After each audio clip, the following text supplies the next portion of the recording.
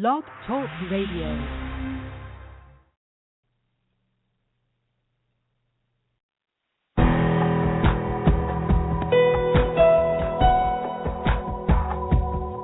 Welcome to our program on Kardec Radio. Welcome to the messengers in our home.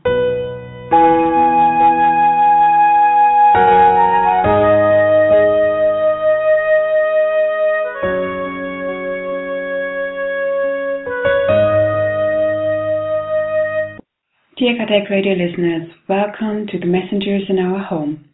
Tonight we're going to talk about Chapter 21, Demented Spirits. Hello Mackenzie. Hi Francisca. And hello everyone. Welcome back to another chapter of the messengers in our home. So before we start, we would like you to join us for our opening prayer. Elevating our thoughts to the higher spheres. Connecting to God, our Creator. Dear Mother, Father God, the new year has begun, and we praise you for the wonderful universe that you created, and it gives us our space of living and learning here on earth right now. We thank you for another year, new opportunities, challenges, and practices, so we can learn to love you above anything else and our neighbors as ourselves. I would like to ask you to help us to open our hearts and minds so that the lessons from tonight's teachings can be absorbed in a way that helps us transform our inner lives and put them into practice in our outer lives as well. We would like to welcome the good spirits and thank them for their constant love and support on our journey. And with your permission, we start our meeting. So be it. Let us now listen to the reading of Chapter 21. Enjoy.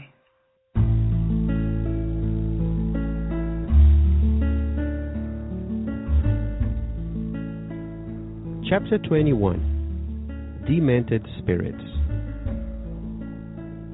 A large number of workers accompanied us in our endeavor. Scores of individuals were loading large jugs of water, cauldrons of soup, and vials of medicinal substances onto several carts. Going a bit further, I saw that hundreds of spirits were housed together in vast lodgings. With their wandering eyes and sullen faces, they looked like a congregation of lunatics in a huge asylum.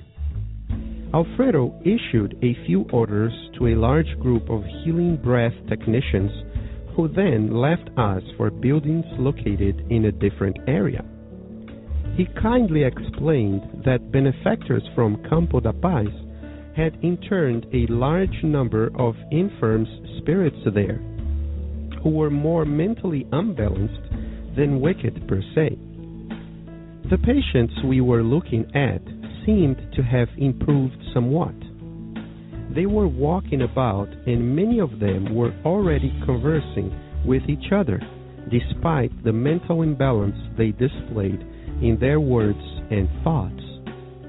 Alfredo was explaining the multiple duties of the work routine when a small group of spirits respectfully gathered around us. "Alfredo, sir," said an elderly man with a snow-white beard, "I'm waiting for the results of my petition. How are things regarding my lands and slaves? I paid a goodly price to Carmo Garcia. You know that I have been worried about them for many years and I can't wait any longer. When can I go home? I believe you know how much I need to get back to my family. My wife and children are waiting for me." As an excellent doctor of the soul, Alfredo was paying close attention to the old man and responded as if he were dealing with a sane person. "Yes, Malachias, you are right to complain, but your health will not allow for a speedy return. You know that your wife, Dona Sinia, asked that you receive the appropriate treatment here. I believe that she must have much peace of mind about you. Your thoughts, on the other hand, have yet to be put in order, my friend. We still have some more work to do. So why worry so much about your lands and slaves? First, your health, Malachias. Don't forget about your health." The old man smiled like a patient leaning on the strength and optimism of his doctor. "I know that what you're saying is right, but my children don't do a thing without me. They're lazy and need me to be there." But subtly instructing the poor old man, Alfredo objected. "But where did your children come from into your fatherly arms? Didn't they come from the hands of God?" Yes, agreed the old man, trembling and happy. "Well, there you go, Malachias. There are moments in life when we must turn over to God what belongs to Him. Also, your children are responsible for themselves, and if they are idle, they will have to answer for the ills they have created around them. For now, it is vital that you renew yourself, clarify your thoughts, and calm your heart." The old man smiled and felt comforted, but before he could speak again, a gentleman of noble bearing stepped forward, exclaiming, "In the resolution of my case, Alfredo, sir, I'm afraid that I have been harmed by untrustworthy relatives. My cousins covet my part of the inheritance from my grandparents. As I already pointed out to you, my cut is larger than theirs. But I heard that the Viscount of Cairo has used all of his influence against me. No one can deny that he is a big swindler. What can't he do with his political shenanigans? He has been wrongly informed about me. Have you sent my request to the Emperor?" "I have sent the message," explained Alfredo with brotherly affection, "and the Emperor will certainly take your request into account." "But it's been too long," the gentleman said impatiently, as if he were before a common subordinate. "But my dear Aristarco," answered the administrator very calmly, "I believe you are being tested in order to learn about the grandeur of your divine inheritance. What is an earthly inheritance worth when compared with your never-ending heritage? Don't think about what you've lost. Meditate on the sublime assets you will be able to attain in light of the eternal life. Forget about your ambitious cousins and the Viscount who doesn't seem to understand you. Everything they possess in the transitory realm will have to be left behind when they settle their accounts with the Divine One. Haven't you ever thought about that?" Aristarco seemed to let loose of his anxiety for a few moments, and smiling openly, he replied, "That's true. Those scoundrels are going to die someday." A woman who seemed distressed approached and interrupted haughtily, "Alfredo, sir, I would like for you not to keep me here any longer. My own husband is my family's enemy. He promised he would hound our daughters as soon as I was away from home. If I stay here, I'm sure he will squander our assets and corrupt our family name. Please authorize my return. My heart tells me that my daughters are in dire straits. I am more and more convinced that my disease is the result of this state of affairs. I know, my sister, replied our friend with the same thoughtfulness as before. But what good would it do to return when you are so deeply tormented? Wouldn't it be better to get healed and to ease your mind so that you can help your daughters more effectively? But I don't even know where I am, complained the poor woman, wringing her hands. I think they've brought me to the ends of the earth just to treat a simple fainting spell. Nevertheless, no one is mistreating you, said Alfredo kindly. In your case is not as simple as it seems. Pull yourself together.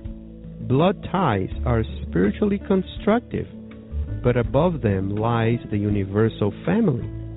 There are people bearing burdens much heavier than yours. Learn to the best of your ability to free yourself from fleeting possessions in order to gain imperishable assets. The unhappy woman did not smile like the others. Shutting herself off in her somber mood, she stomped off, eyes blazing with rage, as though her mind had been driven far away, incapable of any comprehension. Other patients wanted to be heard, but Alfredo said in a loud voice, I cannot assist all of you right now. The day after tomorrow, you will be received to have things explained to you. And turning to us, he explained. In the physical realm, they would all be regarded as completely normal, but here they are true lunatics. They are discarnates who have been clinging to materialistic problems for a long time. They complain and want something done about their individual situations, but they fail to grasp the opportunity for illumination. In fact, they disdain it. They accuse others, but don't even consider their own mistakes. I have attempted to listen to them, to give them an idea of our work in the area of those who are mentally unbalanced because of their excessive focus on inferior purposes.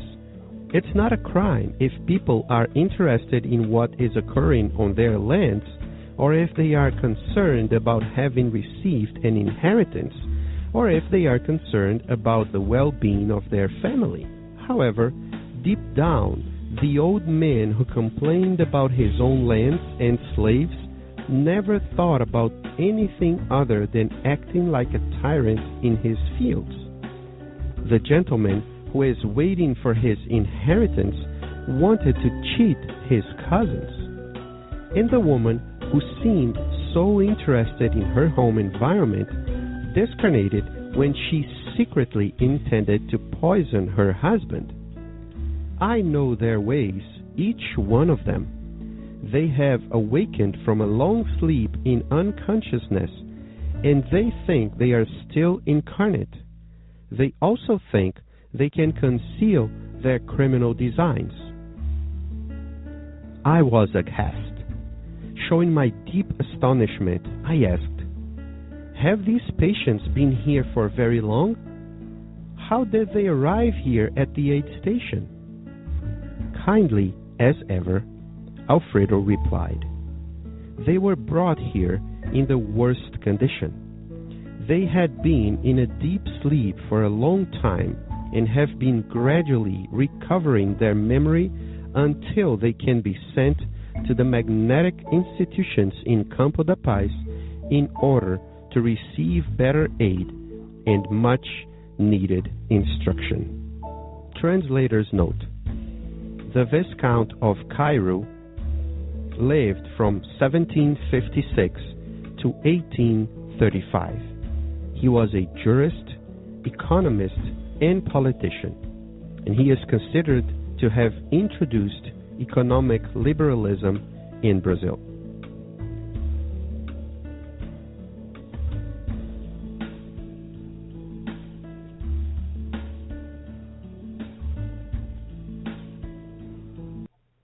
Tonight we're talking about chapter 21, Demented Spirits, which is also a very interesting title.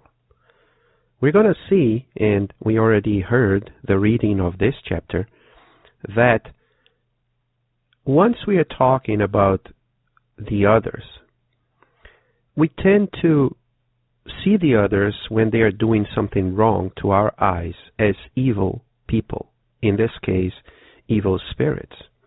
However, what we can really understand from this chapter, and not only from this chapter, but mainly from all the teachings of Christ, all the teachings of Spiritism, is that most of the times, once we are talking about evil spirits or evil people, we could basically, and almost all the time, substitute the word evil for sick. Because sometimes what we do is not out of evil, but because we don't understand the whole picture, the whole situation. And then we become sickened by not putting ourselves in the shoes of the other person, by not clearly seeing what we are doing. So the other word that they use here instead of evil spirits is demented spirits, because it is as if these spirits have a certain kind of mental imbalance. Therefore, although sometimes we may use here in the program, or you may listen to some people saying and talking about evil spirits, most of the times, if we really pay attention, as I just said, we can replace the idea of evil by the idea of a person being sick, having an illness, sometimes a psychological illness, sometimes a mental illness, most of the times a spiritual illness. So that's what we're going to talk about here in this chapter once we are talking about these three spirits that come to talk to Alfredo, and since Vicente and Andre are around, they are also listening to their stories and trying to figure out what's going on there. But so that we can go on and move on in the chapter, we know that they are, in the previous chapter, they were preparing their defenses against evil, or Andre was taking a look at those defenses, and now they are walking towards the group of spirits that need their help. And there are lots of workers, as we've been talking about, and that's what they said. They were carrying water, carrying soup, carrying remedies, right? And they were walking towards the place where they need to go. So Andre sees hundreds of spirits housed together in those pavilions, in the pavilions where they are. And because of their faces and how they looked like he says, wandering eyes, sullen faces, it was as if he is looking at a huge asylum, right? A congregation of lunatics. I don't know if you already visited a place like that, but most of the times, and well, if you watch movies, we can see lunatics and people who have mental problems together, and how they look like, how they behave, what they talk about. So it's unfortunately a very common situation for us to still see in these days. Naturally, here, Andre is not talking about the spirits or people who are incarnated. He is talking about these spirits who are discarnated. What is something that's really, really interesting, and that Alfredo will mention this in this chapter, is that these spirits, these three spirits that we are about to talk that we will talk about in a few minutes, if they were incarnated, we would see them, or we would not see them as lunatics. We would see them as normal people. And my question here, and our question here should be, when we discarnate, when we don't have our material bodies anymore, will we, because here, and I'm assuming that we are supposed to be seen from the outside as normal people, as regular people, but once we die, once we discarnate, are we going to be seen as lunatics? And that's a great question for all of us, for us to think about what they did, what these spirits did, if we are doing something similar, or if we are doing something that could be regarded as a spirit being a lunatic once they discarnate. So it's a reflection for all of us. So Alfredo tells those spirits, and gives them, some spirits, the workers, gives a few orders of them, so that a group of healing breath technicians, which we already talked about a few weeks ago, and send them to a place, and then they went to a different area on those buildings. So, as we were saying, Alfredo tells us here that these spirits are more mentally unbalanced than wicked per se. But he goes further, and he says that the patients that we were looking at seemed to have improved somewhat. So, if we think about that, and if we see the stories of these spirits here as wicked, and Alfredo is already telling us, or Andre is already telling us, that they are not wicked, they are more mentally unbalanced. If we had seen them months prior to this time, we would have seen them even more wicked. So, were they really wicked, or were they more mentally unbalanced? Which allow us to think about how we see our brothers and sisters when they are committing crimes, once they are doing stuff that we deem to be evil. Are they really being evil? Aren't we judging them too quickly?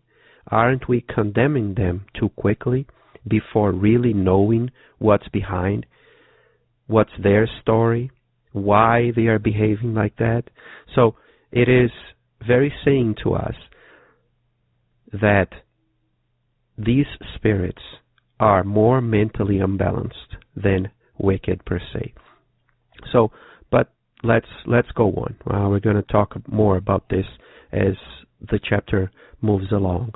So, they were talking and walking about, and they were already talking to each other.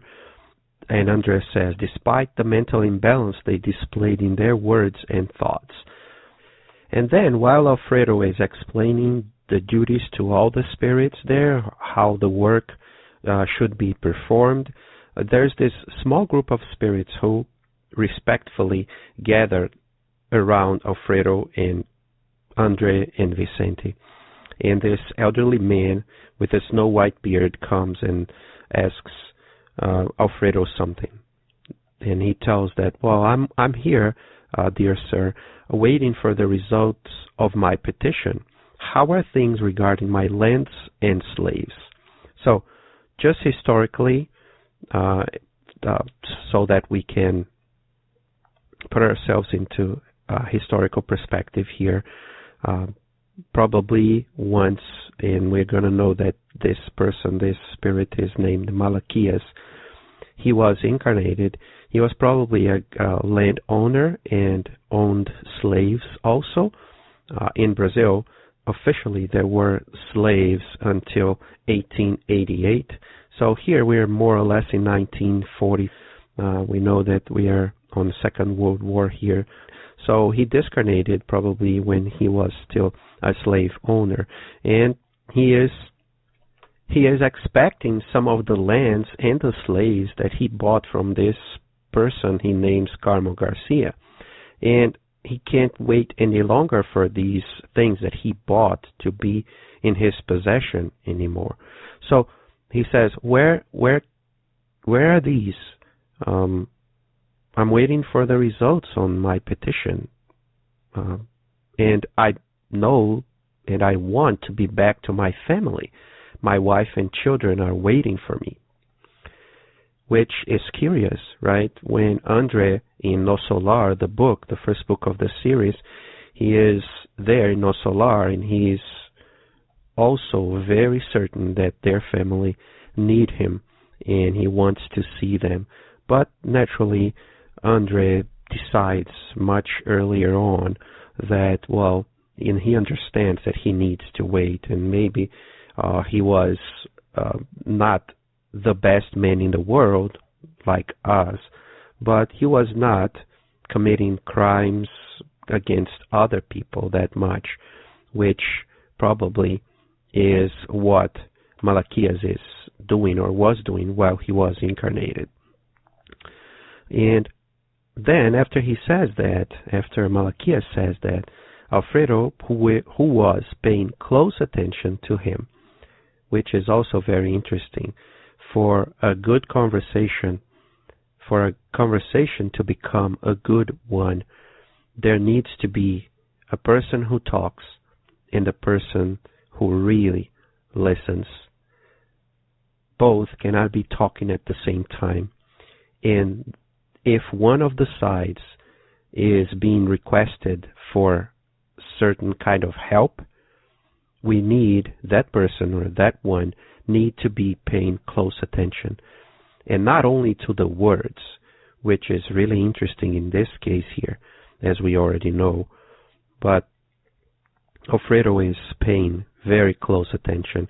Although, naturally, we are meeting Malachias as of right now, but Alfredo, since he is the responsible for that, for the whole place, he knows Malachias' story. So, he is paying close attention. Are we paying close attention to our friends? Are we paying close attention to those who come to us, or come to me in search of help, be it in the Spiritist Center, be it at our work, in our family? Are we doing that? That's a call for all of us. And once Alfredo starts to respond, he says, Andres says, that he responds as if he is dealing with a sane person. So he doesn't put himself in a better situation than the other one. He just speaks as if the other person is completely normal, is not mentally imbalanced. And he says, yes, Malachias, you are right to complain, but the problem here right now is that you have a health problem, and you will not be able to go back there as quick as you can. So, and you also know that your wife, Dona Sinia, asked that you receive the appropriate treatment here. People could come at this very moment and say, well, Alfredo is lying to him. Is he? That's the question, right? And what is a lie in this case here? We don't know what Dona Sinia did, right? Maybe she is praying to the good spirits, praying to God, praying to Jesus, whoever she believes in, that Alfredo, or that Malachias is helped. And that's what Alfredo is doing. He is telling him something that will be good for him, and because we know Alfredo, and we know that he is really treating people to become better, he is just not saying the very perfect and precise words. He is covering a little bit of the truth because the other person does not know or can't know the whole truth at that very moment. And he goes on and says, well, Alfredo says, I believe that she must have much peace of mind about you.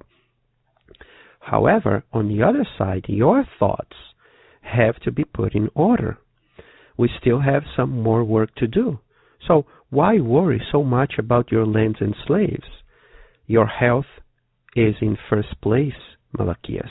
Don't forget about your health. So it's calling Malachias to think about the problem that he needs to solve first, so that when he is ready, he can move on to solve the second problem. And that's, in Malachias' case here, is his health, is what he is feeling, how he is feeling at that very moment. And then he smiles a little bit, and because he felt, right, the strength and the optimism of his doctor, which is very assuring to us. If once we are talking to somebody, right, we need to really show this strength and this optimism. Otherwise, we can become the one who will lead the person down and not allow the person to climb up the stairs to get better, to get his or her cure. Naturally, and it's not with one word and one sentence, one paragraph, one 2-minute conversation that everything will be solved. And that's what these conversations tell us. It's not because one got convinced because Alfredo said something in 5, 6, 7 sentences that we know that once we do this to another person, this will happen. No, this is a way for us to understand that that's how we need to make efforts to behave like every time we meet that person. Once again, Malachias, we just met him, but Alfredo probably has been doing this for a long time, at least once before, because Malachias comes to Alfredo and asks, "Oh, I'm waiting for the results of my petition." So he already probably spoke to Alfredo or to somebody else once prior to this encounter that we are seeing right now.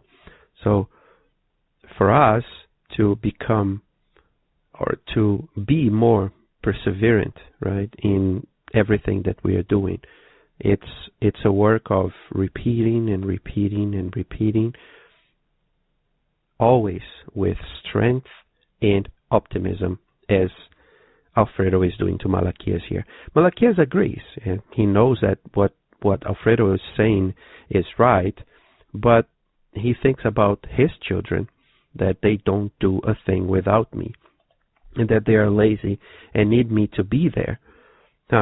Don't we always think that, right? Sometimes we think that nobody can substitute me, right? That I'm the one who needs to be there, and that if I'm not there, everything will go wrong, and so on and so forth.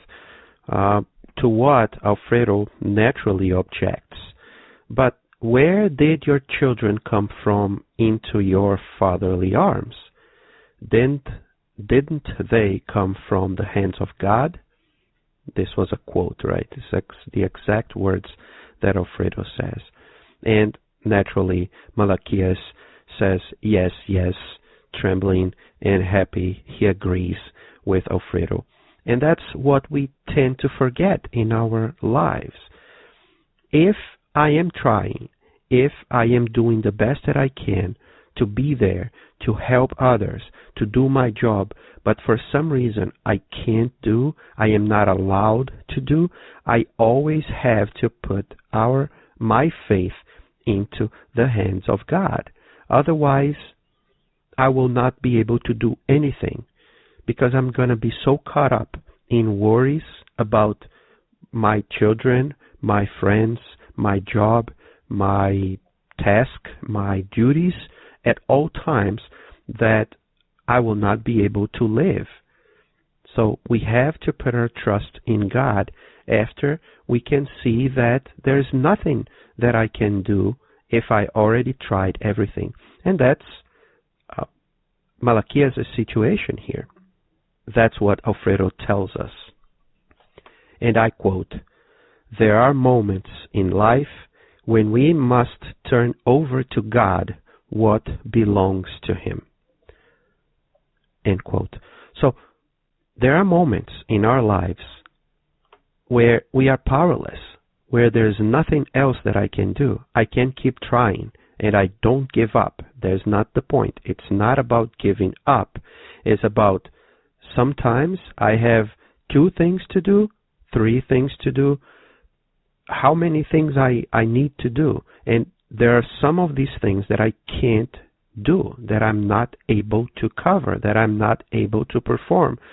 When those situations arrive in my life, I have to turn over to God what belongs to God.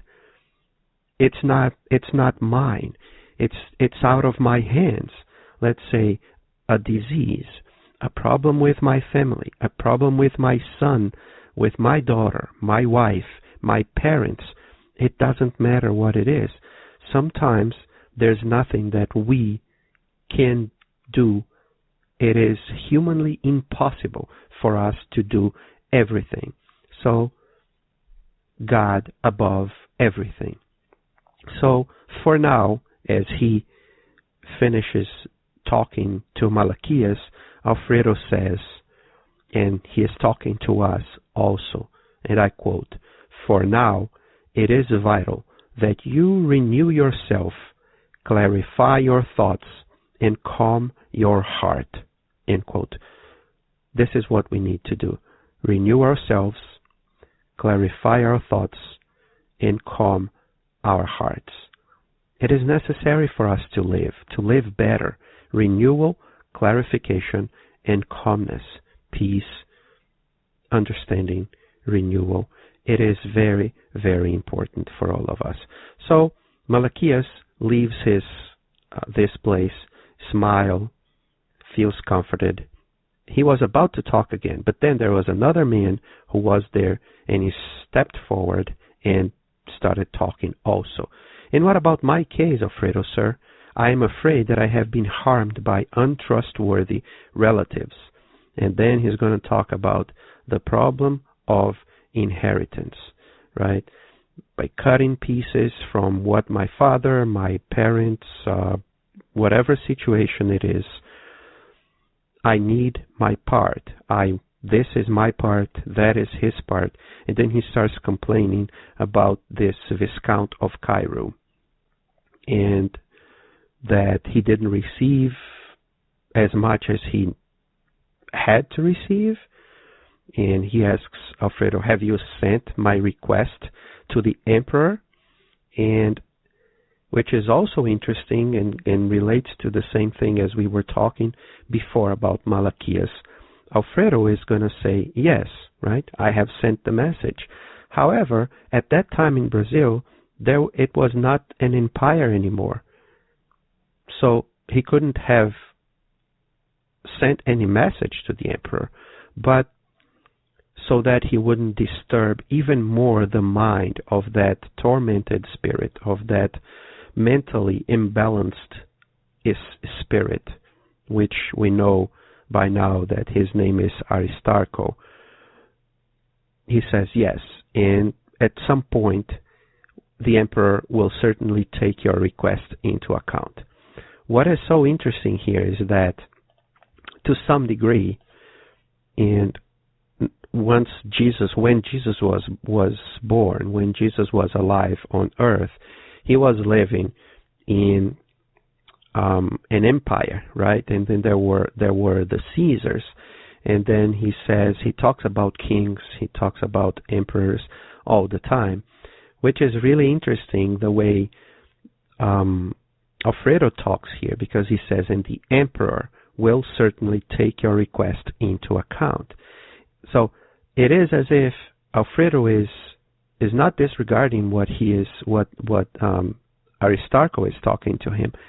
It is as if he is saying, okay, I sent the message to the emperor, but to the emperor that really counts, not the emperor that you're talking about, but the emperor God, the creator of everything. And that's what he's going to say later on when he mentions the divine one.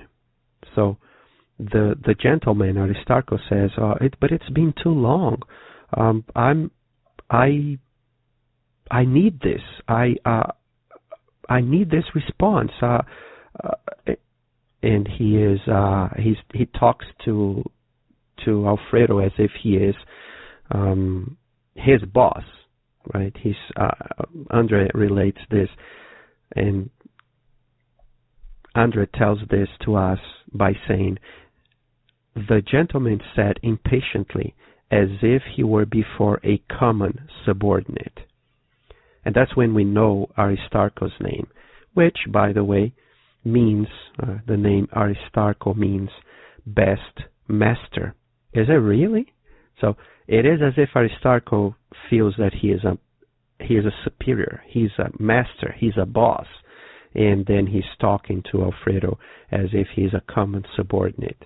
And it is very saying that his name here is Aristarcho. But Alfredo very calmly says, "Well, I believe you are being tested in order to learn about the grandeur of your divine inheritance," which is something that we tend to forget, even us as spiritists. And this is something very, very important. We already discussed a little bit about inheritance in No Solar, because there's a chapter that talks about inheritance. But one of the biggest problems among families, among family members, while incarnated here, and when I say families, I'm not saying about family members that are non-spiritists. I'm talking about every type of family. We are all human. We all have problems. We all have our needs. We all have our defects, our vices. And unfortunately, the inheritance problem is still a very big one. And that's what Alfredo is trying to make Aristarcho see here, and is trying to make us see it as well. What is, he asks Aristarcho, and he is asking us, quote, "What is an earthly inheritance worth when compared with your never-ending heritage?" How do we answer this question? And I mean, when I'm asking how do we answer this question, I mean, how do each one of us really answer this question intimately? Not out loud for other people to look at me, look at us and say, "Oh, how grateful he is," or how big of a heart that person is. No. How do I relate to money? What is my relationship with the money that I earn, or that I think that I earn? But he goes on, Alfredo, "Don't think about what you've lost. Meditate on the sublime assets you will be able to attain in light of the eternal life." How do we think about this? Even being spiritists, even while and when we are talking about the spirit life, as we are talking about right here, right now, it's Alfredo who is discarnated, Andre who is discarnated, Aristarcho who is discarnated. How do we relate to that eternal life once we are, or while we are still incarnated as we are right now? Do we really think about this? The attachment, think about the attachment that I have to things, in this case here, to money, to possessions, as we were talking about Malachias, to lands, to slaves, things that will pass. It's a big, big question for all of us to really, really reflect upon. And we are entering the new year, so maybe this is a very good start for this new year that we are living, or we're just starting as of this past week, right? This is the very first program of 2016 of this year. But he goes on and he says, "Forget about your ambitious cousins and the Viscount who doesn't seem to understand you. Everything that they possess in a transitory realm will have to be left behind when they settle their accounts with the Divine One. Haven't you ever thought about that?" So Alfredo here is giving hints to Aristarcho that he has already moved on, but he doesn't want to listen. He doesn't want to hear that he is dead. But if he was not so fixated into that idea of, I want my possessions, I want my money, I hate that person, that Viscount who didn't give me the right amount. But Alfredo is asking him, have you ever thought about that? That once they die, they won't have their money, that money anymore. That money will be left behind. Just like what will happen to you. It is almost as if Alfredo is telling this to him and is telling it to us as well. Anything that we have here, materially speaking, will be left behind. We won't take anything. The only things that we can take is what we really have in our minds, in our hearts, what and who we really are. So Aristarchus seems, as Alfredo explains to him, to let loose his anxiety for a few moments, and then he smiles and replies, oh yeah, that's true. But then he speaks out of his heart to really show what and who he still is. Those scoundrels are going to die someday. Interestingly, right? He is dead, but he doesn't notice that. He still didn't notice that he already passed away, that he cannot have what he is looking for anymore. Hopefully, we will not arrive on the spirit realm in Aristarchus' situation. Let's work and let's keep working so that we don't arrive there as he did and as he is still, or he was at that moment. Then a woman approaches and she starts talking to Alfredo, basically like the other ones. Now it's not in a way of possessing things like money, slaves, and I apologize here for calling slaves things, but at that moment slaves were mere things, unfortunately.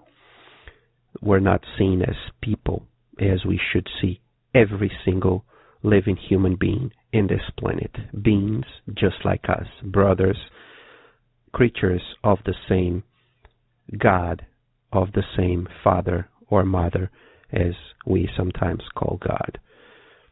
Now this woman is talking about her family, and she doesn't want to stay there any longer because she believes that her own husband is the enemy of her family. And she says that her husband promised that he would pursue, hound their daughters as soon as she was away from home. And she thinks that if she is there, or if she is not there, he will not be able to do so, to spend their money and to corrupt their family name. So she really wants to return, and she says, Alfredo, that her heart tells her that her daughters are really in a bad situation. So her disease, what she feels right now, one of the reasons that she feels as bad as she does at that moment is because of those worries that she has within herself. And Alfredo agrees with her, saying, I know, my sister, but what good would it do to return when you are so deeply tormented? So Alfredo is trying to convince her that maybe you are right, maybe you are correct, but you are one in the state that you are right now that you cannot go back to help. If you go back as you are right now, you will not only not be able to help, but you will probably make the situation even worse. Wouldn't it be better to get healed and to ease your mind so that once you get better, you can go there and help your daughters more effectively? Sometimes that's how we are in our lives. Sometimes before helping others, we need to get help for ourselves. And although it may be or may seem selfish to do this, when I think about this, I always remember the situation on airplanes when the people there, the flight attendants, talk to us and explain to us when those masks, if those masks fall in front of ourselves, right? It's because there has been a depressurization in the plane, and we won't be able to breathe very normally. So before putting the mask on the person next to you, you need to put the mask on you so that you can breathe, and then you can help the other person. Otherwise, you will faint, will not help yourself, and will not be able to help the other. So it is necessary for us to be prepared before we can help other people. That's why it is so important for us to understand this. And we need to think about this once we start to, or once we want to start to help other people, that we need to learn, we need to prepare ourselves to help the others more effectively. And the woman, almost as if she didn't hear anything, she says, "But I don't even know where I am. I think they brought me to this place, to the ends of the earth, just to treat a simple fainting spell, as if she was the target of some sorcery of any kind that she probably believed when she was alive, she was incarnated." But Alfredo says, well, even if that would be the case, here nobody is mistreating you, and you don't understand what your case is. Your case is not as simple as you think it is. Furthermore, you're thinking about your blood ties. It is very important. But above these blood ties lies the universal family. There are other people that have burdens much heavier than yours. Look around. Don't be so selfish. That's not what he is saying. He's not using these words. I'm just trying to translate a little bit, because once we start learning to listen to people that are trying to help us, they won't say these words. They will try to avoid using words that can hurt us. They will say things in a way for us to stop and think about it. So what he is clearly saying here is that, look, you're being so selfish by thinking only about yourself, and you're not looking around and learning from what you have around yourself. Learn, and I quote now, "Learn to the best of your ability to free yourself from fleeting possessions in order to gain imperishable assets." Once again, being attached, materially attached to something. In this case, materially attached to that feeling of family, which we don't know if it's true or not. She was not very happy at the end. She got out, was in a very somber mood, and was incapable of understanding what Alfredo said. But at least he said, and at least it will be echoing in her mind, and one day it will come to her, and she will be able to understand what he was trying to tell her.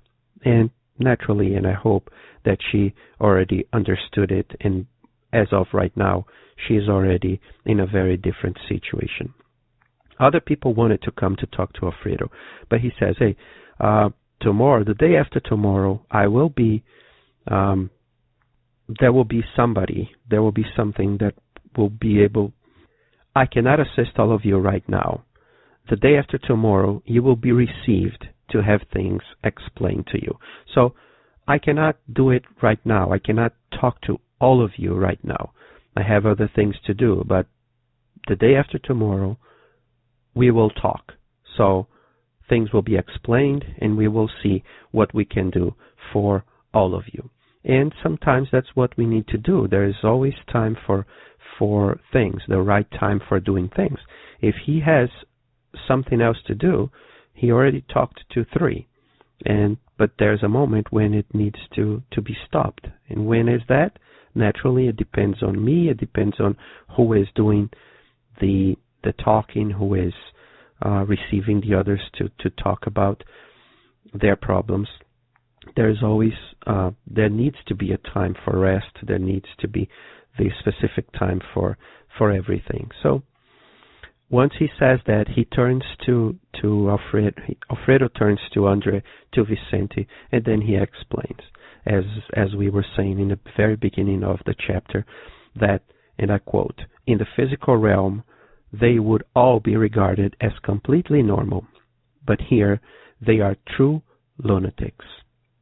If we were seeing these situations from the material realm, and up to this moment, we would see, well, they are not asking for anything that's out of the ordinary, right? One is asking for the money that he thinks is his, and the other person got more than what he deserved. The other one is asking, well, I bought some lands, I bought some slaves, I need them. This is what I have the right to have. And the woman who is worried about her family, about her husband, and about her daughters. So this is completely normal. But once we put a different kind of lens, and in this case the lens was the lens of the discarnation process, right? The lens of, okay, now you don't have your material body anymore. Now you're dead. Now you're alive, but in the spiritual realm. We can clearly see that the situation is not one of normality from the material eyes, but they had, and they clinged, as Alfredo says, to materialistic problems for a long time. So once they discarnate, they are still attached to their material problems, to their material needs, to their material possessions. They accuse others, but they don't even consider their own mistakes. How are we on that front in our lives? We have opportunities, always have opportunities for illumination. Can we see them?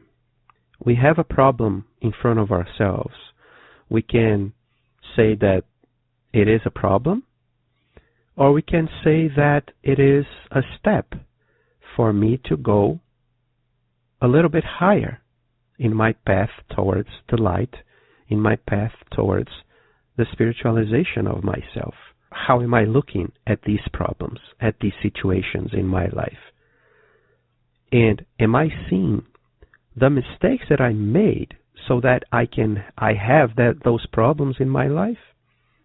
Alfredo says that he has attempted to listen to them, to give them an idea of their work in the area of those who are mentally imbalanced because of their excessive focus on inferior purposes. So Alfredo tries to take them out and make them see their problems, the situations that they are facing from a different perspective. He doesn't agree just to say that they are right. He agrees so that he can have a way into their minds to plant new seeds. So we cannot agree with everything the other person is saying. We can agree, but making a point of goodness instead of a point of agreeing to feed the monster, right, of those illusions of possession, of clinging to materialistic problems. We need to start changing the way we think about materialistic problems, to detach from these needs, from these material wants that we still have. So, and then he explains a little bit each of these cases.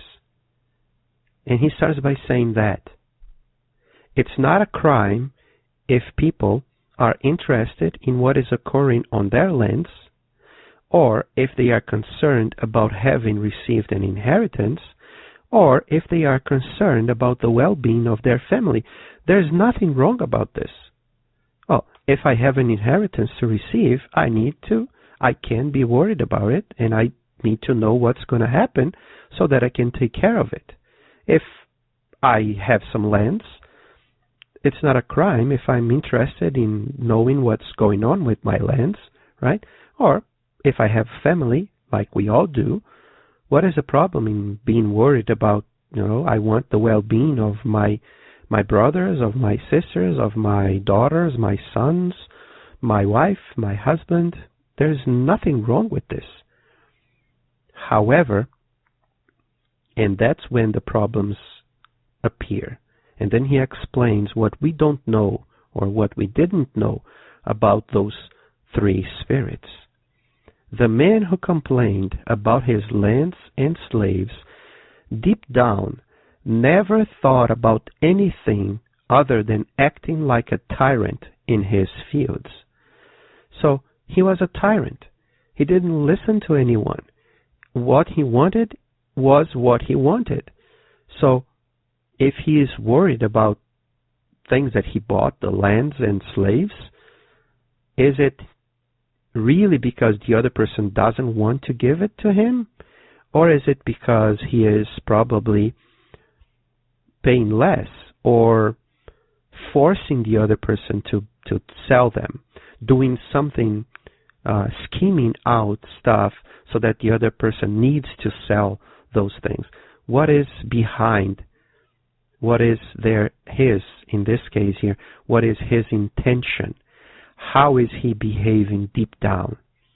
So, because he is suffering right now, we can clearly see that if his worry was a true worry about his lands, about treating well the people who lived in his lands, he wouldn't be suffering right now. He would be okay. He would be a good man who had lands.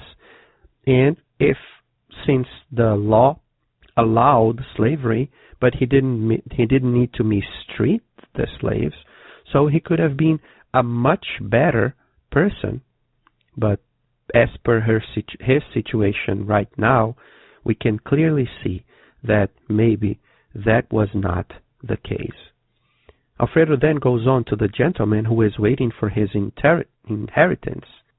He was the one who wanted to cheat his cousins. So he's complaining about the cousins who took more money than he did, but that's exactly what he wanted to do. That's exactly what he was trying to do. So I'm complaining about the others, but I can't see my mistake because what I want to do is the right thing for me. But is it the right thing for the whole group? And then he finalizes talking about the woman who seemed so interested in her home environment. But what she really wanted, and probably she would have done it if she had not died before, she was trying to poison her husband.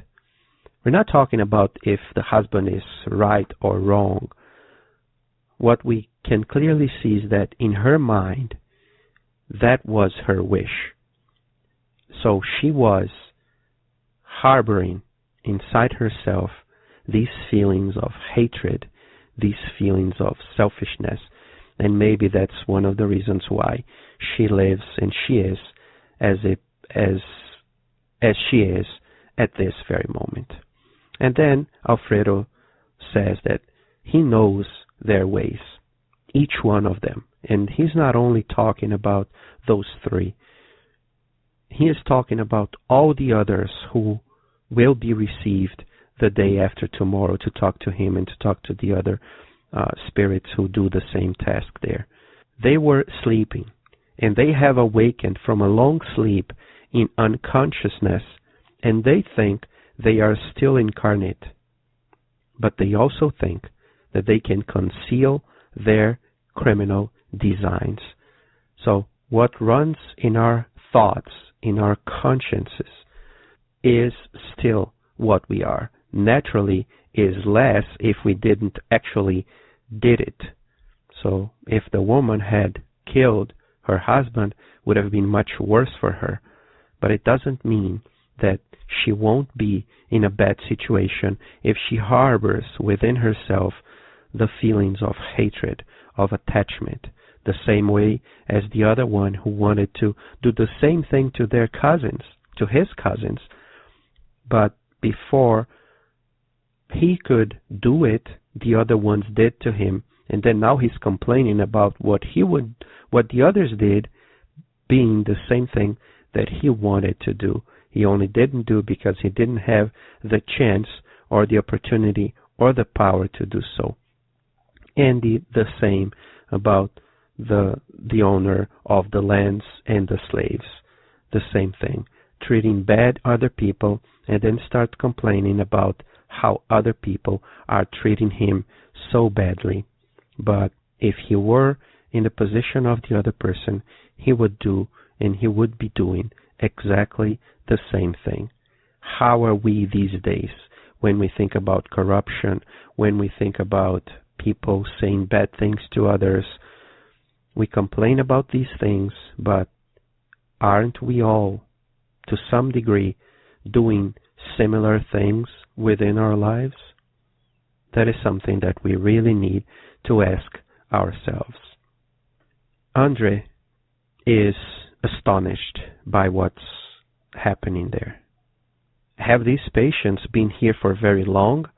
How did they arrive here at the aid station? He asks Alfredo.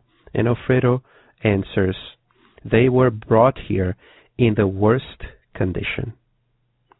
They had been in a deep sleep for a long time and have been gradually recovering their memory until they can be sent to the magnetic institutions in Campo da Paz in order to receive better aid and much needed instruction. What is our task here while we are incarnated? Do really the best we can. Follow the guidelines that our dear Master tries to teach us. Do unto others what you wanted they would do unto you. Are we doing this? Or are we really expecting the others to do the best things, and we are doing what we want to do, disregarding the best advices that we have, be it from the spirits, be it from our friends, be it from the good books that we read? It's our choice. As always, it's our choice. Hopefully, when we die, when we discarnate, we won't be in this situation as these spirits are, because we are already conscious of what happens, of what can happen, so that we don't need to be worried about. What we need to do is, okay, this is what happens. So I don't want this to happen. I want to be a better person. I want to be happy. And how do I become a happier person? Not only on the other side, but here as well, is by not doing to others, or by doing to others what I wish and what I hope they would be doing to me. So let's start loving more our friends, right? Let's start giving more help the more we can, right? By not becoming attached to the materialistic lives that we've been seeing more and more frequently these days. By thinking about, I am an immortal spirit.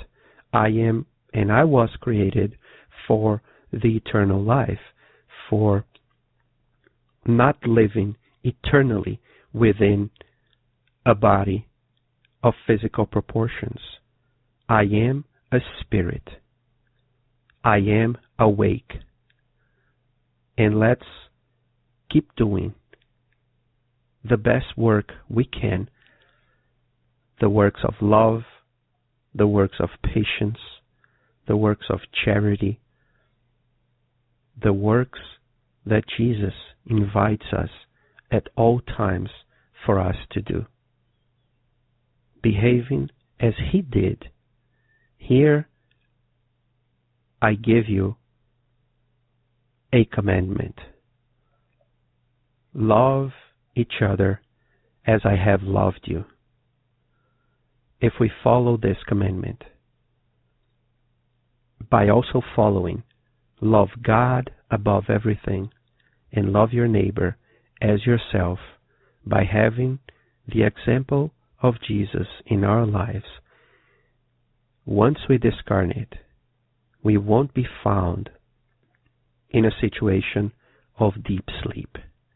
We will be awakened, and we will be able to see the light and the love of God for all of us.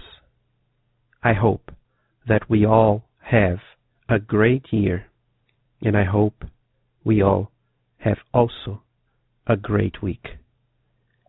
See you next time, everyone. Thank you for listening to Kardec Radio, broadcasting live every Saturday morning at 11 a.m. Eastern Standard Time. Email us and share your comments at www.kardecradio.com. Until next time, we wish you many blessings.